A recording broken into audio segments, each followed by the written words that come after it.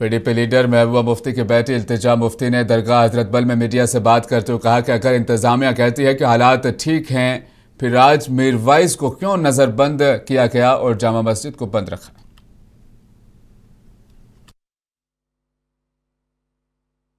देखिए, मेरी तरफ से आप सबको ईद मुबारक और अल्लाह ताला हमारी कुर्बानियों को कबूल करें, हमारी ज़िंदगी में ढेर सारी खुशियाँ लाए, खुशियों से हमें हमारी ज़िंदगी को नवाजें और अल्लाह ताला की रज़ा के लिए हमने जो हर कुर्बानी दी है उससे हमारी ज़िंदगी में इखलास आए, मोहब्बत आए। लेकिन अफसोस की बात यह है कि आज आप देखिए जामा मस्जिद के जो गेट्स हैं उनको फिर से लॉक किया गया है।